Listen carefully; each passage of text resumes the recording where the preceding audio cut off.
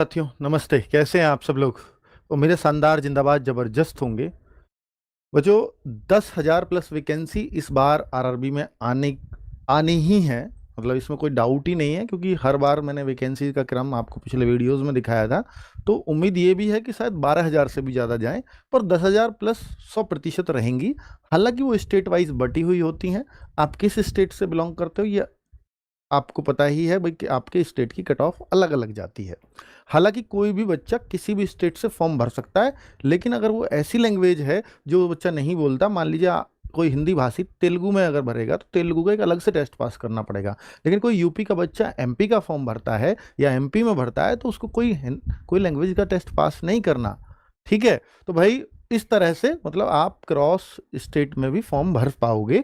तो भाई आपको मैं बताने वाला हूं कि आज मैं जो भी बातें या जो भी जानकारी आपको दूंगा आरआरबी के बारे में, या मैं आज चौपाल बैच की जो बात करूंगा, तो चौपाल बैच एकदम जीरो से तैयारी कराने के लिए, अगर आप चाहते हैं कि आप जीरो से स्टार्ट करें, आप बिल्कुल बैंकिंग में नए हैं और आप एकदम जीरो से स्टार्ट करना चाहते हैं और आपकी इंग्लिश भी वीक है और बैंक में पहली बार आए हैं कन्वर्ट होकर के भाई मैं एसएससी नहीं निकाल सकता, मैं क्योंकि पिछली बार एग्जाम्पल थे ऐसे बच्चों के जो पिछली बार सेलेक्ट अभी जो रिजल्ट आया है कि मैं एसएससी नहीं निकाल पाया लेकिन मैं आरआरबी में पीओ सेलेक्ट हो गया, तो उसने दिशा चेंज की तो वो आसानी से कन्वर्ट हो गया दूसरी तरफ और 1 साल में ही उसने अपनी जॉब ले ली। तो कई बार हम गलत डायरेक्शन में भी तैयारी कर रहे होते हैं, इस वजह से भी सेलेक्ट नहीं हो पाते, तो कई बार स्विच करने की आवश्यकता होती है। तो इसलिए हम यहाँ जीरो लेवल से लेकर के चलेंगे, क्योंकि ऐसे बहुत सारे बच्चे होंगे जो इंग्लिश में वीक तो हैं लेकिन हिंदी भी उनकी बहुत अच्छी नहीं है। और वैसे भी अगर आपकी हिंदी मान लीजिए और एग्जाम्स के हिसाब से ठीक है, तो इसमें कुछ थोड़ी सी हिंदी डिफरेंट तो है, उसको वैसे ही हम पढ़ेंगे, लेकिन हमारे पास टाइम बहुत है, क्योंकि मेंस में भले ही हिंदी आती है लेकिन हम आपको प्रीलिम्स के लेवल से पहले ही आपको हिंदी को अच्छे से कंप्लीट करा देंगे ताकि आप मेंस में सिर्फ प्रैक्टिस कर पाओ, है ना? तो हम सब कुछ वो तैयारी कराएंगे बच्चों जो आपके लिए जरूरी होगी, जितना जरूरत का होगा उतना ही पढ़ाएंगे। पिछली बार भी पढ़ाया था, पिछली बार बच्चों के सिलेक्शंस हुए हैं, आपको दिखाए भी थे पिछली बार, तो बार बार मैं उसका प्रदर्शन तो नहीं करूंगा, लेकिन मैं फिलहाल आपको इतना बता रहा हूं कि भैया इसमें जो आरआरबी होता है इसको बोलते हैं ग्रामीण बैंक, है ना? तो रीजनल रूरल बैंक होता होगा ये, हाँ, तो क्षेत्रीय ग्रामीण बैंक, है ना? तो क्षेत्रीय ग्रामीण बैंक के ऑफिसर स्केल 1 जिसको हम बोलते हैं पीओ। भाई पीओ आप मान लो एसबीआई में लग रहे हो तो इसको पीओ बोलते हो, आरआरबी में लगते हो तो ऑफिसर स्केल 1, तो ये तो और अच्छा सा नाम लग रहा है ना। और जब प्रमोशन होता है तो ऑफिसर स्केल 2 और स्केल 3 की भी इनमें वैकेंसी आएंगी, वो बहुत थोड़ी होती है लेकिन ये डिपार्टमेंटल के लिए ही है कि ऑलरेडी कोई बैंक में लगा हुआ है वो इसको अप्लाई कर पाएगा। बाकी ये है क्लर्क जिसको बोलते हैं ऑफिस असिस्टेंट। ठीक है? अब आपको इतना पता होना चाहिए कि जो आपका प्रीलिम्स है आरआरबी का वो 21 और 22 नवंबर को है पीओ का, और क्लर्क का 6, 12 और 13 दिसंबर। अब आप सोचिए कि आपके पास कितना बढ़िया टाइम है, 7-8 महीने का टाइम है, इसमें भाई कुछ भी हो जाएगा।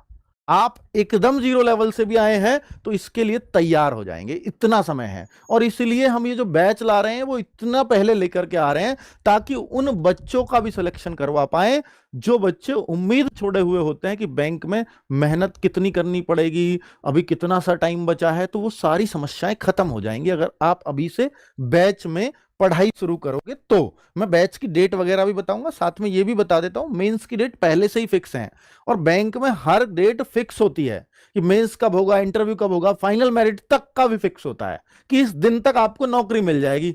सोचिए कि अगले आपको 31 मार्च जो अगला आएगा ना, ये जो नौकरी है, ये जो भर्ती चल रही है, 31 मार्च से पहले पहले आपका रिजल्ट आ जाएगा इसका। तो यानी अगले साल इन दिनों में आपके पास या तो नौकरी होगी या नहीं होगी। अब ये आपको डिसाइड करना है कि भाई हाँ हम इसकी तैयारी करें या ना करें। मैं बस आपको गाइड कर सकता हूं। आप कहो कि सर जब फॉर्म आए तब बताना, फॉर्म अभी नहीं आए हैं। आप सोचो दिसंबर में पेपर है प्री का और फॉर्म आएंगे इसके सितंबर में, तो क्या सितंबर में फॉर्म जब आए तब हम बैच पढ़ाना शुरू करें तो क्या सिलेक्शन दे पाएंगे? नहीं दे पाएंगे। तो हम इसलिए इतना टाइम लेकर के चल रहे हैं, बैच लाने का, जल्दी लाने का कारण सिर्फ यही है कि हम आपको समय से उस चीज को कंप्लीट भी करवा पाए और उस हर बच्चे का सिलेक्शन करा पाए जो बहुत मेहनत से पेपर देना चाहता है इसको। ठीक है? तो भाई मेंस देखो 30 जनवरी को होगा और 31 मार्च से पहले पहले रिजल्ट भी आ जाएगा। ये क्लर्क की बात कर रहा हूं, और पीओ का जो मेंस है वो 20 दिसंबर को ही हो जाएगा। आगे अगर बात करते हैं कि भाई कितनी कितनी वैकेंसीज आती रही हैं, तो ये हर साल का ग्राफ दिया हुआ है। अब आप इसी से अंदाजा लगा लो कि कितनी कितनी वैकेंसी हर साल आई हैं। इसका कारण था घटने का कि कोरोना के बाद वैकेंसीज निकल रही थी, तो बैंकों में भी जरूरत कम हो गई थी। ठीक है, बाकी हर साल ये बढ़ी ही है, फिर देखो बढ़नी शुरू हो गई थी, इसके बाद बढ़ी बढ़ी बढ़ी 12। तो अब ये 12 से भी ज्यादा आने की उम्मीद है, पर ये तो मान ही लो कि डिप भी गया युद्ध उद्ध के कारण, तो भैया 10 तो रहेंगी ही। ठीक है, 10 से कम तो शायद ही रहे। 2026 की वैकेंसीज की मैं बात कर रहा हूं। तो ये रहा आपकी एज क्राइटेरिया। आप सबको मालूम है कि भाई बैच लेने से पहले हमें ये तो पता होना चाहिए कि हम फॉर्म भर भी पाएंगे या नहीं। तो 18 साल से 28 साल क्लर्क में होता है, पीओ बनना है तो 18 से 30 साल, और 3 साल की ओबीसी की छूट और 5 साल की एससी एसटी की छूट होती है। ठीक है, अगर क्वालिफिकेशन की बात करूं तो क्लर्क के लिए भी ग्रेजुएशन चाहिए और पीओ के लिए भी, कोई परसेंटेज रिक्वायरमेंट नहीं है। ग्रेजुएशन बीएससी हो, बीकॉम हो, बीए हो, कोई फर्क नहीं पड़ता, या बीटेक हो, सब एक जैसे हैं, बस ग्रेजुएट होने चाहिए। अब मैं आगे की बात कर लेता हूं बच्चों कि भाई देखो, आप अब सबसे बड़ा मोटिवेशन क्या है, आपकी सैलरी। तो इसमें सैलरी क्या बनती है, आप अपने स्टेट के आसपास के गांव में भी आपकी ड्यूटी लग सकती है, बिल्कुल लग सकती है।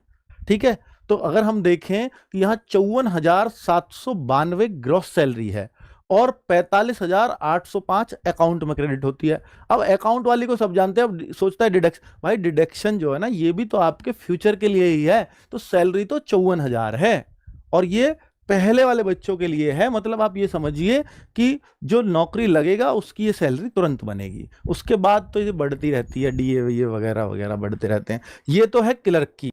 अगर आप पीओ की सैलरी देखना चाहते हैं तो वो 85,000 है। अब देखो, आप कहो कि यहाँ डिडक्शन कम, यहाँ डिडक्शन ज्यादा, तो भैया वो डिडक्शन, वो बच्चे ने कुछ लोन ही ले रखा, तो हो सकता है वो ऐसा डिडक्शन रहा हो, तो इसलिए जो सैलरी है वो ये है, वरना पीओ में कम डिडक्शन क्यों होगा। ठीक है, ये डिडक्शन ये नहीं है आपका काटा जा रहा है पैसा, ये आपको ही मिलेगा आपके फ्यूचर के लिए, तो ये है सैलरी। तो बाकी इसके 78,000 अकाउंट में भी आ रहे हैं। ठीक है, चलो आगे अगर हम बात करते हैं कि भाई देखो इसमें क्या क्या स्टेजेस होती हैं, तो प्रीलिम्स और मेंस दोनों में ही होगा। इंटरव्यू इंटरव्यू पीओ में होता है सिर्फ, क्लर्क में केवल प्री और मेंस, और प्री ओनली क्वालिफाइंग है आपका, प्री के कोई मार्क्स नहीं जुड़ते।